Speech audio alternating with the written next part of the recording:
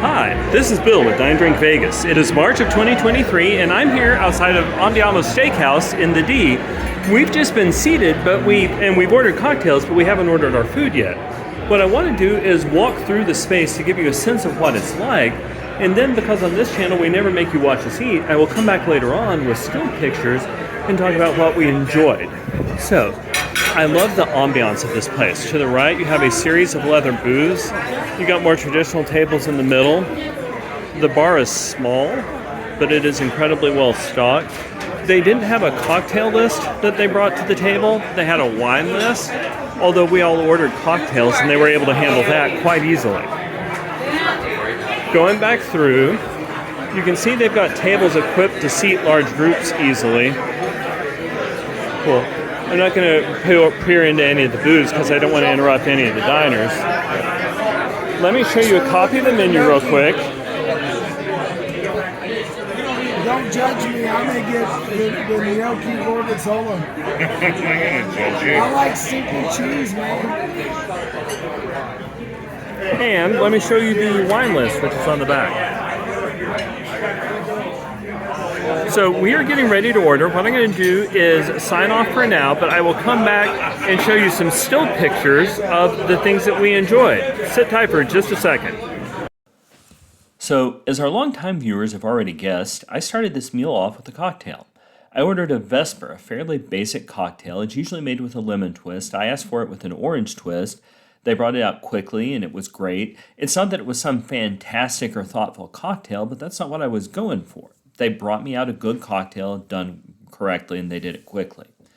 I think out of the cocktail hour, the real surprise was that John, who is normally a cocktail drinker, got a glass of wine because their wine list was pretty big, and it had some good options available by the glass. So far, so good. We both got drinks. My brother-in-law got a Coors Light, which, yeah, of course they had. The drinks were fine. And the meal started off fantastic because they brought us out 2 toppings for our bread.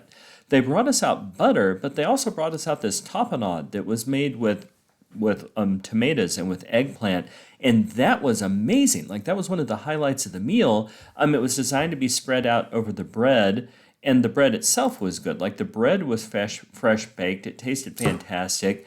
The top was something like a sourdough, and underneath it was essentially a cracker with some cheese crumbled on top of it.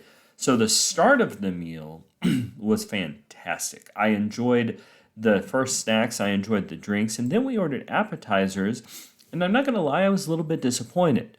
On their menu, they list a tableside Caesar salad. It's listed that way. They say you have to have at least 2 people order it. I specifically said I would like the tableside Caesar salad. We all said the same thing. And then they just brought us out this prepared salad that was made back in the kitchen, and it's fine, but there just wasn't any of the artistry that I was expecting. We weren't able to customize things like, how much lemon, how much cheese, any of that. And had I known they were going to do it that way, or had they responded to the specific thing I said, I probably would have ordered something else. But not a huge problem. We go into our entrees, and I got the veal ossobuco. And there were several very good things about this dish. It was a phenomenally tender cut of meat. The polenta underneath it, which my southern brain insisted on calling grits, the polenta was nice and tender and flavorful. They had some bone marrow topped with garlic left in there up in the bone that you could have if you wanted. The tomato sauce didn't probably have as robust of a flavor as I would have enjoyed. And the beef itself, I think I would have enjoyed it with a little bit different seasoning pattern.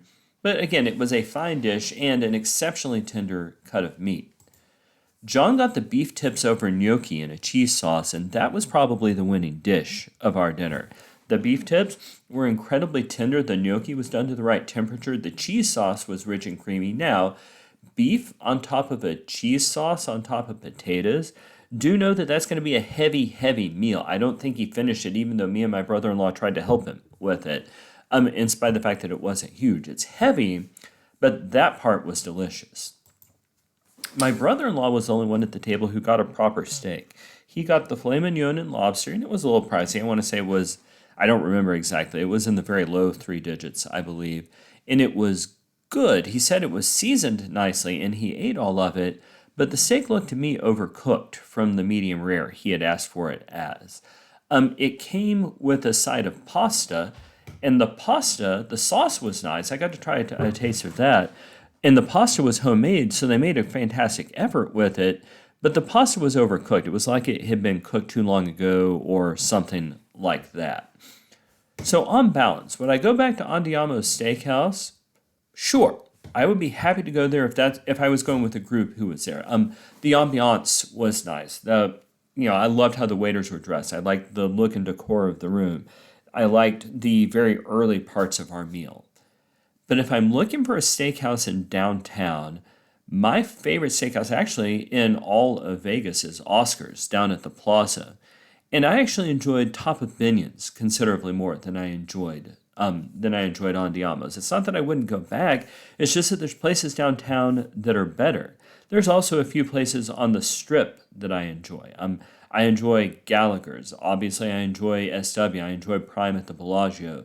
You've got a lot of steak options in Vegas. So it's not that Andiamo's was bad. It wasn't, right? It's just that it was fine.